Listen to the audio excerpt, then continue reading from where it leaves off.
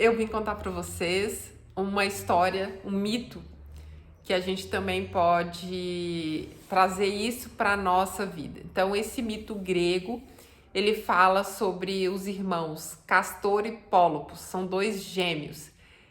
Castor é filho de um mortal e Pólopos é filho do deus grego Zeus. Eles foram concebidos na mesma noite, só que a mãe deles, ela foi enfeitiçada pelo deus grego, então ela não sabe que ela teve uma relação com o deus grego, onde nasce, então, esses dois filhos são gerados.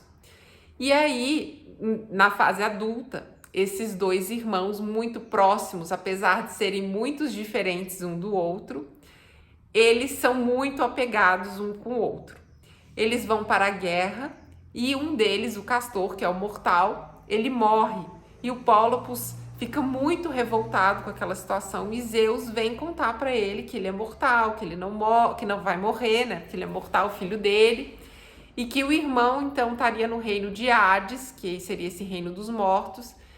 E então Pólopos pede para o deus Zeus levar ele para esse reino de Hades ou trazer o irmão dele para o mundo dos imortais, que seria viver uma vida no Olimpo. E Zeus diz que não tinha como fazer isso.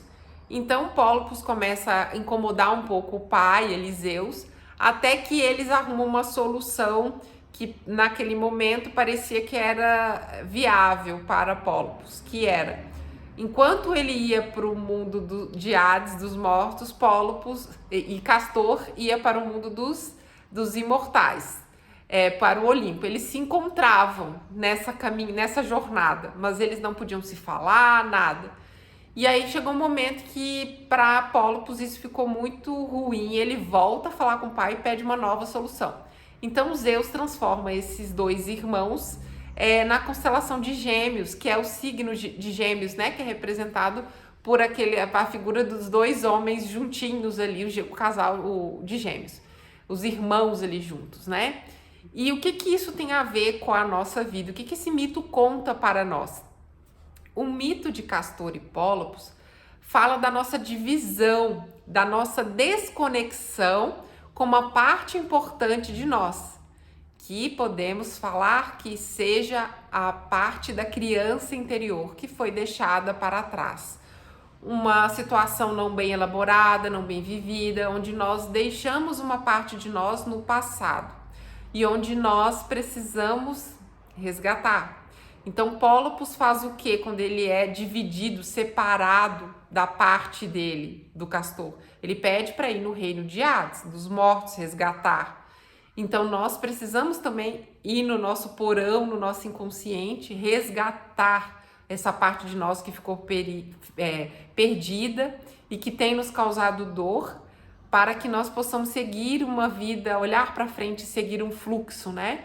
Então essa separação da divindade também, nós muitas vezes nos sentimos separados, né? Porque somos seres espirituais, vivemos uma vida na matéria e nos sentimos separados de Deus e vivemos no medo, em vez de vivermos no amor.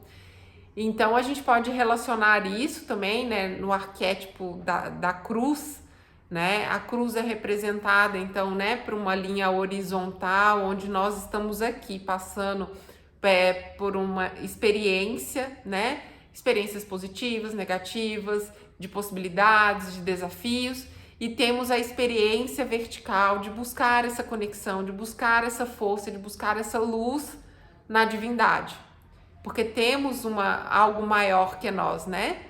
Então, o Pólopos então pede para a divindade para ajudar ele a resgatar aquela parte tão importante dele que ficou perdida, né? E nesse mito também podemos olhar para a questão dessa dualidade também da paternidade. Eles eram da mesma mãe, mas eram idênticos e filhos de pais diferentes, né? Então dentro de nós também existe essa dualidade, né? A gente muitas vezes nós temos muitas qualidades boas, positivas, mas também temos as nossas sombras, né? Aquilo que precisamos ultrapassar, buscar forças para superar, e isso também traz esse entendimento dessa dualidade que existe em nós e nos mostra que essa herança dos antepassados também causa impacto em nós, porque muitas vezes os pais colocam uma responsabilidade, uma expectativa muito grande nos filhos, e os filhos começam a ficar limitados, não vivem a vida que querem viver, dependendo da opinião dos pais, da expectativa. Então, quantas pessoas nem sabem que estão carregando dores emocionais que nem são suas, porque são de antepassados.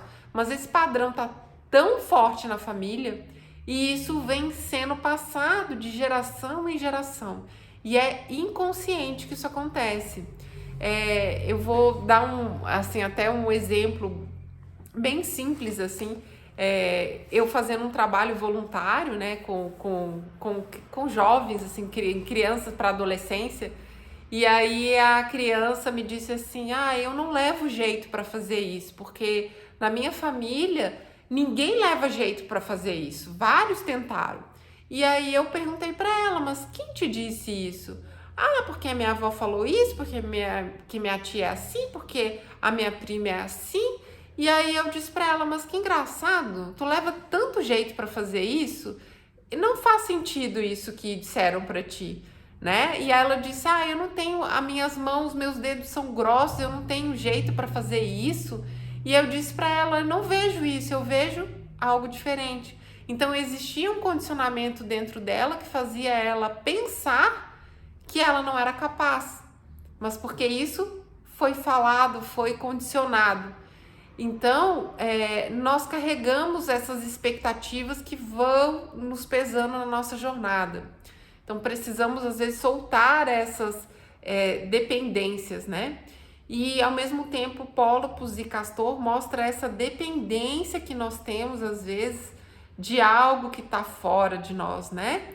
Então, a criança interior não é algo que está fora de nós, ela é uma parte nossa que foi perdida. É como se Pólopos tivesse ido resgatar a partezinha dele perdida.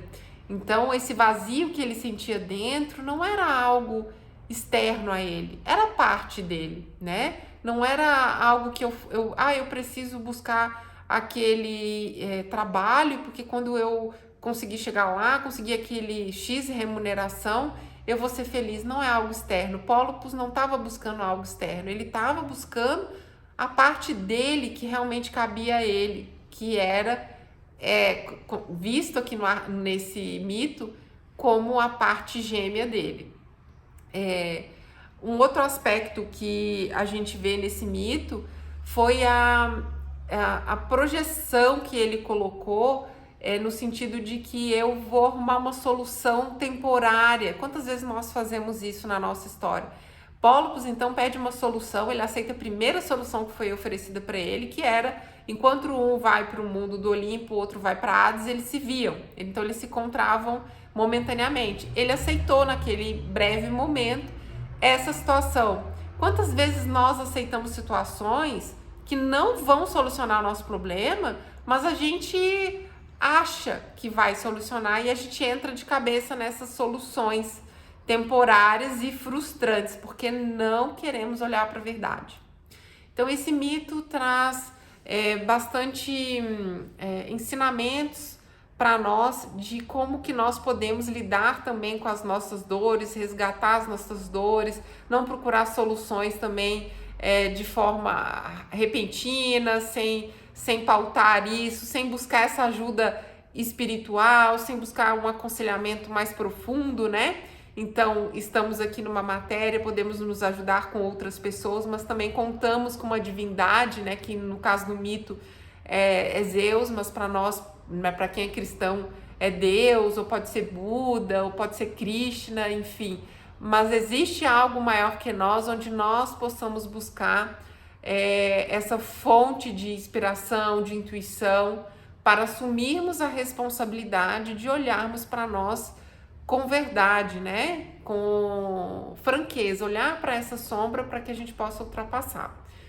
Então, se você gostou desse vídeo, curta para que eu possa trazer mais conteúdos como este.